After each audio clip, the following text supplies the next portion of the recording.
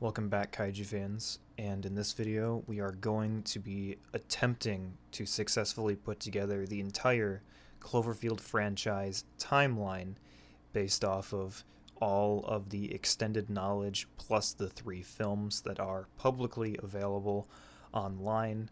Obviously, not a lot of this information is completely verifiable due to this being a 10-year span of information. A lot of these sources can be mixed, so for the majority of the things I'm about to say, I will be providing extended links in the description, so anything that I say that you might not necessarily think is valid, you can go ahead and check the links for yourselves, just knowing I'm not necessarily trying to make any of this stuff up as I go, but there are some things that we have to take creative liberties and fill in the blanks on what may or may not have happened.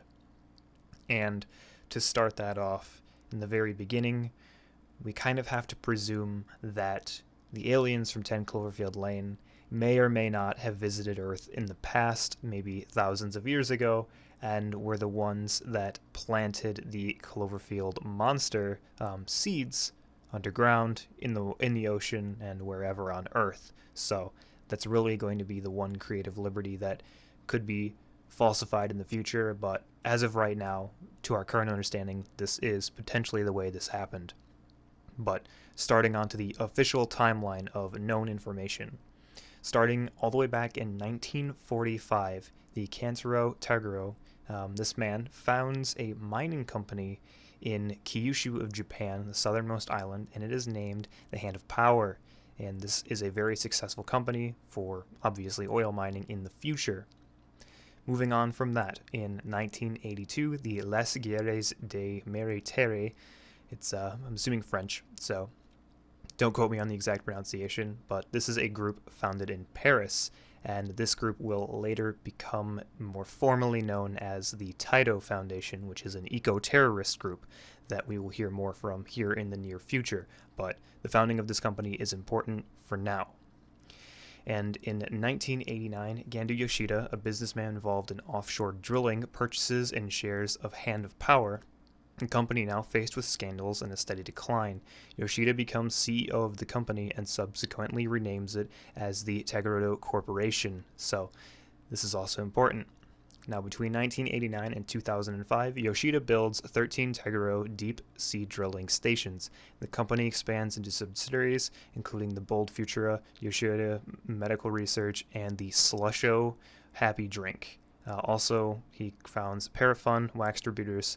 The Slusho drink contains a secret ingredient called seabed nectar, a mysterious substance that Taguro has discovered on the seabed.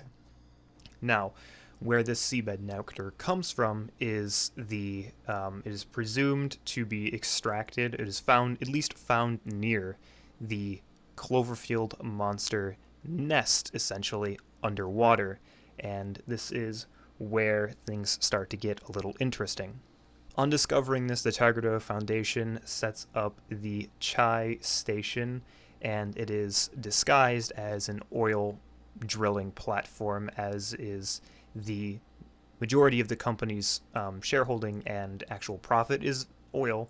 This is the most non-suspicious way that they can go about doing this, but secretly it is for research and extraction of the seabed nectar for their drink, the Slusho drink, where the seabed nectar essentially has chemical properties where at a warm temperature it can basically have adverse effects on humans, cause them to go insane, things like that. But as a chilled beverage, it is discovered to improve overall health of humans and give them an overall happy feeling. So that's why they go ahead and extract this as an ingredient and incorporate it into their Slusho brand.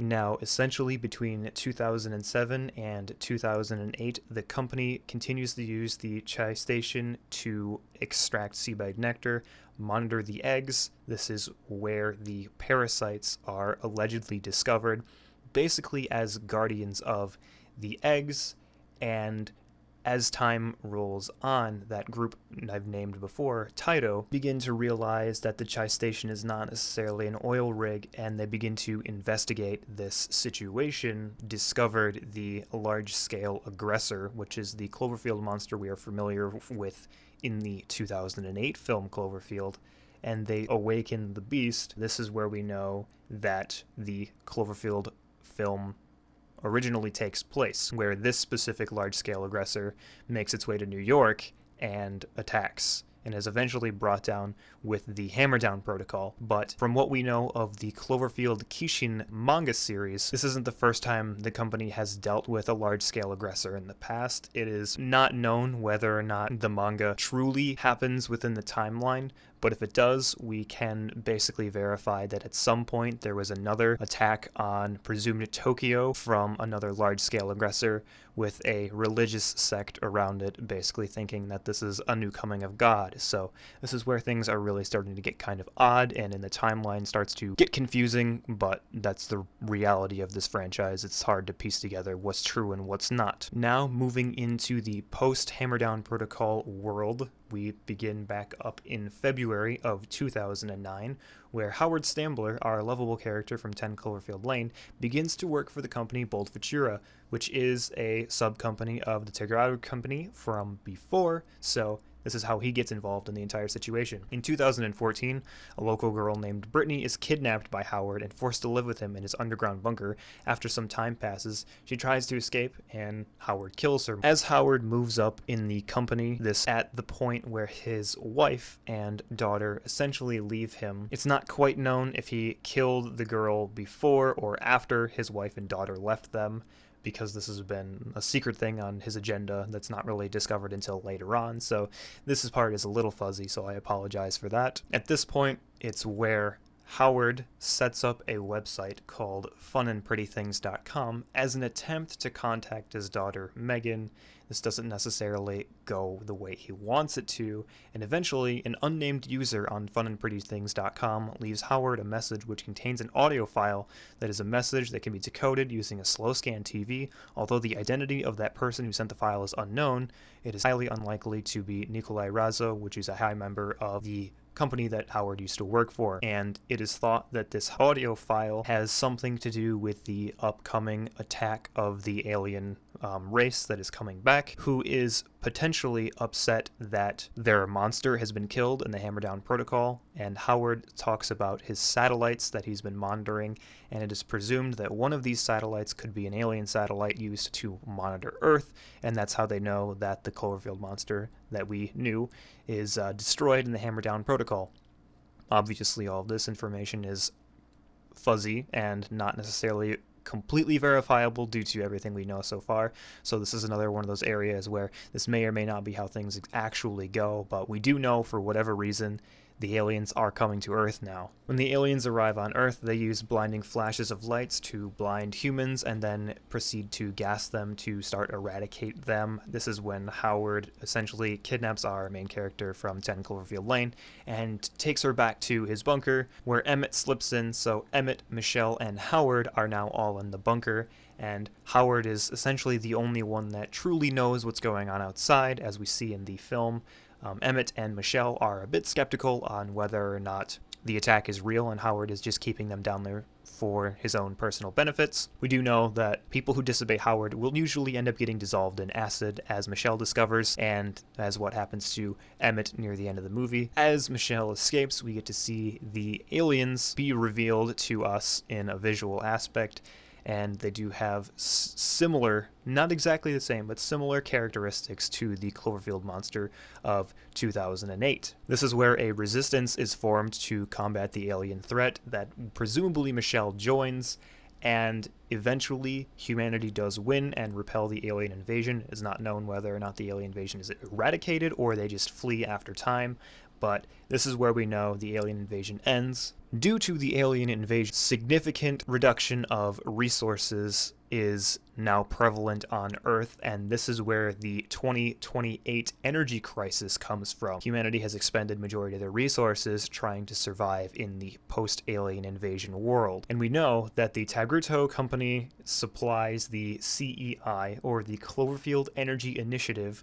with their sub-company Bold Ventura to try to basically get the space station in orbit to test the new energy sources to combat this resource deficit. This is where Professor Mark Stambler, who is presumably Howard's brother, begins to make the case that the CEI is bad and that Mark Stambler is secretly doing this because he knows that what the Taito company is hiding, what they've done in the past with the Cloverfield monster, and being the reason that the alien invasion happened by awakening the creature in the first place. He begins to write about the CEI and the Taito company in his book, The Cloverfield Paradox, which is what we see him discussing in the Cloverfield Paradox film with him being on the radio TV show. Taito then gets hacked and new information on the terrible doings in their 2020s starts to get out. This would be the awakening of the monster and all of the previous events basically in this video that we've discussed thus far that they've had some hand in. And this is the exact moment that the Cloverfield Paradox film actually takes place. We know that from this, the Cloverfield Paradox testing caused ripples in time and space to alter the past, present, and future and collide multiple universes, which sets in motion the past events that eventually led to the awakening of the original monster via this ripped time-space continuum, which then in turn explains the strange happenings from 2007 through 2028. It is all a result of the Cloverfield Paradox altering the fabric of time and space, which also awakens the remaining eggs under the sea that we see in the Cloverfield Kishin manga series. Those kaiju, or Cloverfield monsters, are now awakened from the firing of the Cloverfield Paradox space station, causing a new outbreak of monsters on Earth, almost bringing full cycle, ending the franchise where it started. So this is basically all we know of the Cloverfield timeline from start to finish, from potentially thousands of years ago to confirmed starting in 1945, running through the events of 2028. All of the events of the past were influenced from the final act of the Cloverfield Paradox, shredding time and space, which is why the third movie essentially fits into the plotline without necessarily explaining how it fits in, which is kind of an odd concept, and I can understand why people are upset about that, but it works to a justifiable degree. Hopefully this timeline clears up any potential confusion, although this franchise is always surrounded in confusion. Links to the timeline that was assisting me, plus multiple links to other informations on the celestial companies and the Chai Station and all the things like that that you might be interested in where I got the information from will be linked in the description. So if you have any discrepancies, please go look there. And obviously, if you think I got anything wrong in this timeline, feel free to tell me in a polite manner in the comments section, and hopefully we can piece together this confusing franchise piece by piece in the future. And with Overlord coming soon, if that actually gets produced now, hopefully some more things will come to light in the 1945 era. But thank you so much for watching, and I will catch you all in the next video.